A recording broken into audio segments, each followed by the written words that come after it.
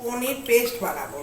তা পনির পেস্টের জন্য আমি লেবু রস দিয়ে পনিরটাকে আগে পিস পিস করে লেবু রস দিয়ে ভিজিয়ে রেখেছি। এখানে দিচ্ছি নুন, হলুদ আর একটু ভাজা মশলা। এখানে একটু সামান্য একটু সয়া সস দিয়ে দিচ্ছি, কারণ পনির পেস্ট তো ভেতরে যদি মশলা না লাগে খেতে। আর এখানে দিচ্ছি একটু রেড। এখানে তো টমেটো চলবে, এখানে সব সস ব্যবহার করতে হবে। এখানে আমি একটু ডিম ফাটিয়ে রেখেছি। এইবার এটা যেহেতু হাতে লাগবে, আমি পনির এইভাবে করে করে মশলাটা সবার সঙ্গে অ্যাড করে দিচ্ছি যাতে না ভেঙে যায়। একটুখানি এইভাবে নাড়িয়ে নিলে কী হবে, বেশ মশলাটা এইভাবে এপিট ওপিট করে মেখে নিচ্ছি। পনির পেস্ট এইভাবে যদি ভেতরে মশলা দেওয়া যায় দারুণ টেস্ট হয়, নাহলে ভেতরে কী হবে, কাঁচা কাঁচা গন্ধ আসবে। আমি এখানে একটুখানি নুন দেওয়া আছে। এইবার আমি এগুলো মশলা দিয়ে এইভাবে রেখে দিচ্ছি। একদম সুন্দর সুন্দর পিস করে আমি বড়িয়ে দিয়েছি লেবু রস দিয়ে।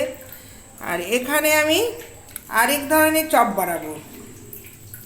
এখানে আমি ডিমের গোলার সঙ্গে এটাকে অ্যাড করে নিচ্ছি, করে এইবার আমি বিস্কুটের গুঁড়োর মধ্যে ভিজাবো। লাগে বিস্কুটের গুঁড়োর মধ্যেও এক ধরনের পেস্ট বানাবো। দোকানে যে চপ বিক্রি হয় খুব ছোট ছোট আকৃতি, আমি তো আর দোকানদারই নই যে দোকানের মতো, কিন্তু সন্ধ্যার সময় স্ন্যাক খেতে ইচ্ছা করে, হ্যাঁ, তখন কি করব, তা নিজে ঘরোয়া পদ্ধতিটা বানাতে খুবই ভালো লাগে। তা নিজের হাতে একটু রান্না করা শিখেছি বা জেনেছি, বা কাউকে খাওয়াতে পারলেও ভালো লাগে। যাই হোক, এখানে আমি তেল গরম বসিয়ে দিয়েছি। আর এখানে একটা ব্যাটার বানাচ্ছি। এখানে দিয়েছি চালের গুঁড়ো, কর্নফ্লাওয়ার, বেসন, নুন, হলুদ, ভাজা জিরে আর সামান্য একটু লঙ্কার গুঁড়ো। এটাকে আমি ভালো করে পেস্ট করে মিশিয়ে নিলাম। নিয়ে এর মধ্যে একটু জল দিয়ে বাটারটা গুলতে হবে, সামান্য একটু জল দিয়ে।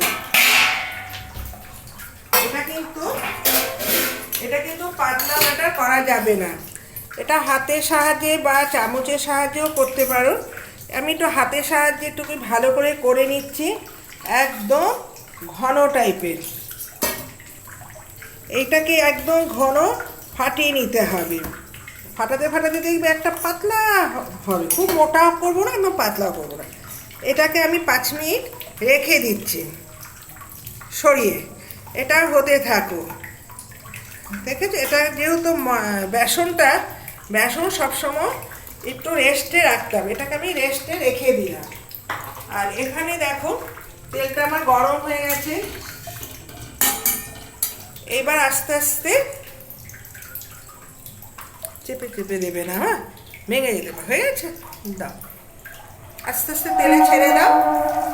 এখন ভাজাভাজিটা করবে আমার মেয়ে, আমি সব রেডি করে দিয়েছি, ও ভাজবে। পনির পেস্ট করো, বাড়িতে তো আর সবসময় হয়ে ওঠে না, এগুলো তো আর বাড়িতে আনা সম্ভব নয়। রাস্তা কিনে রাস্তায় খেয়ে নিই, কিন্তু জিনিসে তো খুব জানোই এখন বাজার দর খুব বেড়ে যাচ্ছে, আমাদের কিনে খাওয়া সম্ভব হয় না। তার জন্য আমি কি করেছি, বাড়িতে সব ঘরে তো সবই আছে, এই যে লাল লাল করে একটু ভেজে নিলাম, যাতে একদম দেখবে তেলে দিলেই বেশ একটু ঝেড়ে দেবে। না, সব হয়ে গেছে দেওয়া।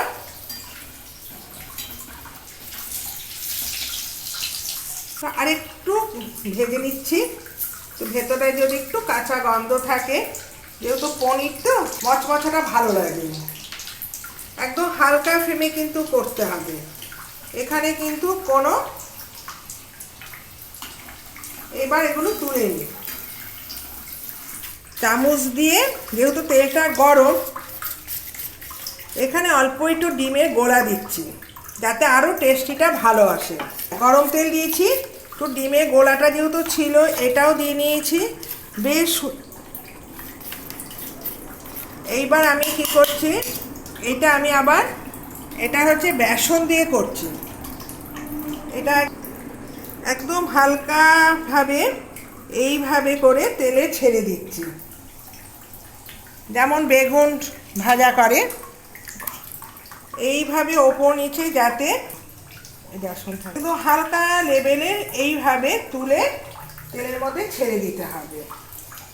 এটাও বিয়ে বাড়িতে দেখি পনির চপটা বেশ খেতে ভালো লাগে, কেউ বলে পনির পেস্ট, কেউ বলে পনির।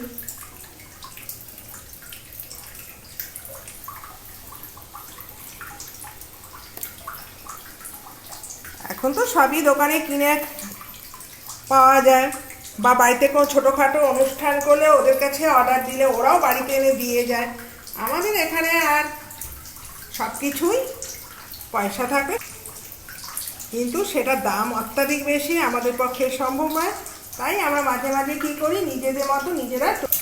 এবার হালকা শসা নিয়ে স্যালাড বানিয়ে নিলে অসাধারণ।